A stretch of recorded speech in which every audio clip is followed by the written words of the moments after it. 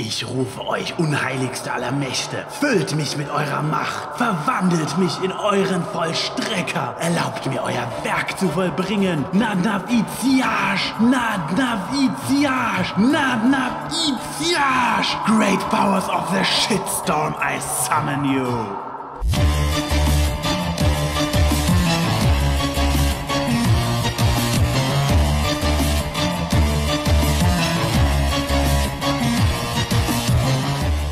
Hello out there, this is TheAnYPony. Today I want to share my thoughts on the main 6's maturity. First of all, I am very aware that a certain other analyst already made a video of a similar title, and I'm going to address that particular video later on, so don't worry, I'll get there.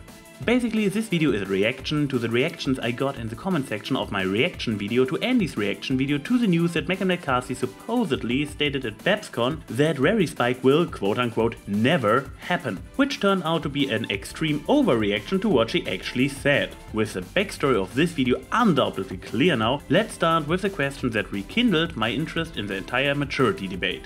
So, will Rarity ever love Spike back or like him back in any episode? Oh my gosh, y'all. We just went over that he is a child. Dad, what are the books? She is a grown-up. I thought they were teenagers. Yeah, she's a grown-up. He's a little boy. It's not appropriate. Well, admittedly, you can read the message "it will never happen" into those lines, and I dare to say this might actually be the case in regards to the show canon, at least considering the current status quo. But there's also a different message you can take away from it. The only reason it is unlikely to happen soon is the fact that Spike is a child and Rarity a grown-up, a setup that could change rather quickly. Not to say instantly. Let me present my first piece of evidence. Secret of my excess. Spike! What? But why? This doesn't count. He was on his way to turn into a greed dragon. First of all, you can throw as many fan theories on what exactly happened in that episode at me as you want. They stay fan theories and headcanons. All we know is what has been explained in the episode. Considering that it had been Sakura who did the explaining in her usual mystical manner, what we end up knowing is rather vague. What Spike goes through is some kind of dragon maturing process that is triggered and feeded by uncontrolled practice of greed on his end. All this seems to be a rather unhealthy version of dragon maturing, considering that he basically becomes a wild beast in the process, not even able to speak anymore, and having his larger form be so unstable that he can reverse into his previous form instantly. Nevertheless, it clearly shows how completely outlandish and special the aging process of dragons is. Even so, he has been with Twilight for many years now and shows the smart-assness of a far older child, he is still considered a baby dragon. Combine the fact that his body structure has been stuck on an early level of maturity for a while now, with the fact that his species is capable of sudden growth spurts, it does not seem too far-fetched that his species has natural sporadic jumps in maturity. But to be honest, this can be disregarded as a speculative headcanon as well. Thankfully, I have a second piece of evidence.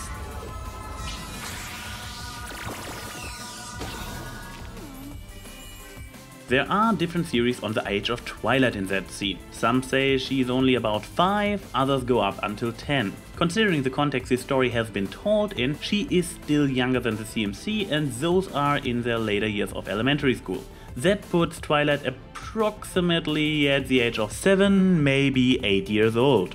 At the same time, marking the age difference between her and Spike. An age difference of 8 years may seem like a freaking lot when you are still in your teens, but once you're both in your 20s, it's not even worth mentioning anymore. My point being, the reasoning he is a child, she's a grown-up kind of resolves itself in the span of a few years.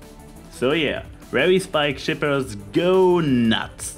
And I already reached this conclusion without even raising a few points I left in the comments of mentioned video in reply to statements on how creepy the age difference in Rary Spike is. First, while it is understandable that your first evaluation on the situation is mainly based on what you are familiar with, in other words, human standards, we are talking about the members of two different species in a magical fantasy world. Assuming that they age exactly like humans, especially that both species age in the same way, is absurd.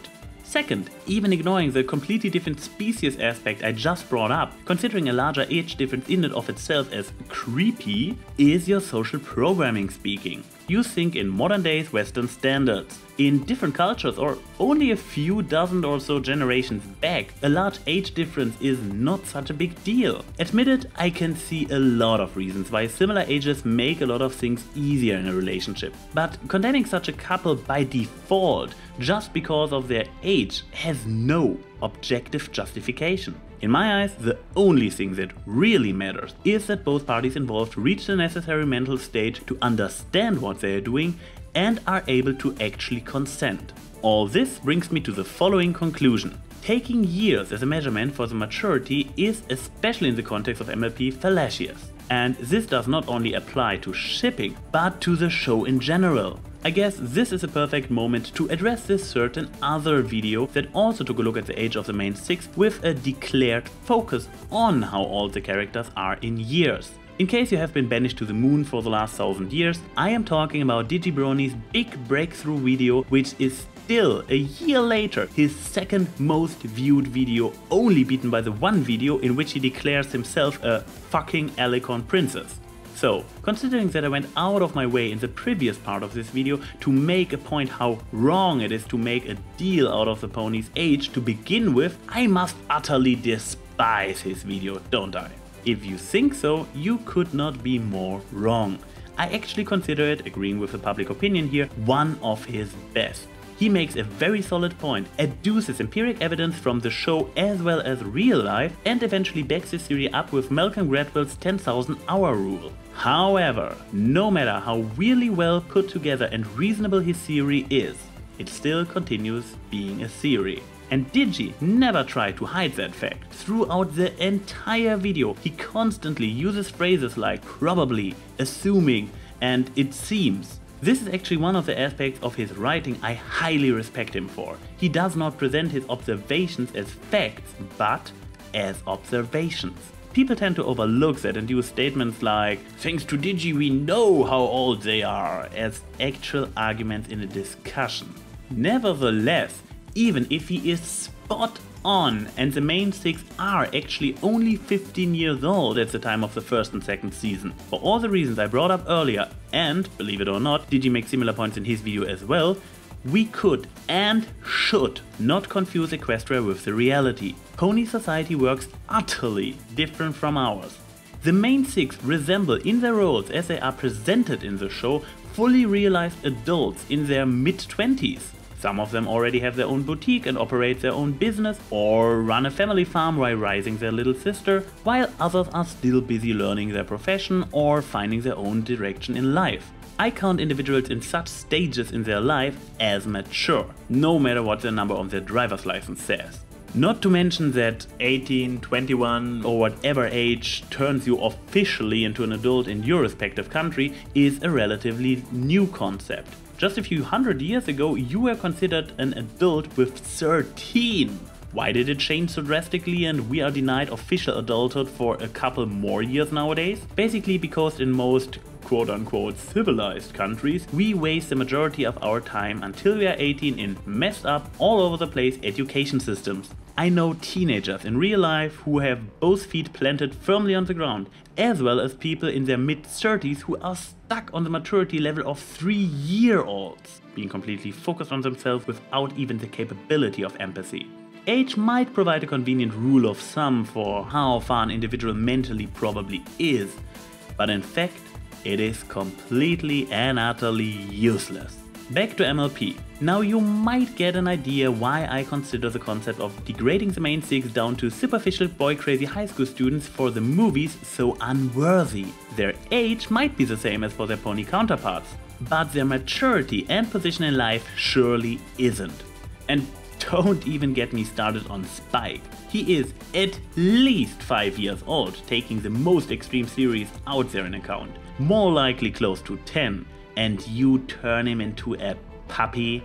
Okay, DHX, either you base the transfer on the age, but then the puppy would be simply wrong. Or you take the physical maturity, that would allow the baby dragon to get turned into a puppy, but then again Twilight would need to be more like in her late teens, early 20s. Possibility number 3, go by maturity, and then you would be completely screwed. Spike would have to be a teenager, and the main 6 mid to late 20-year-olds for the reasons I already made.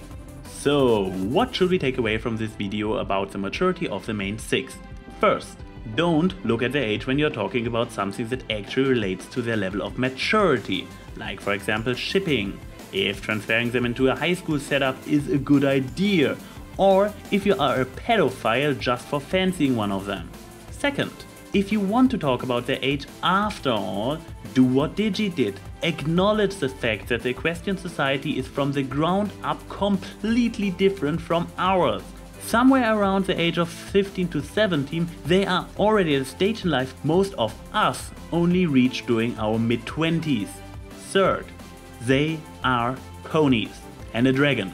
Even if we ignore their level of maturity and the social circumstances they live in for a moment, we are talking about completely different species here. Sure, they are anthropomorphic and show certain human features in their characters and behavior, but where did you get the notion from that converting their age into human age 1-to-1 is a good idea?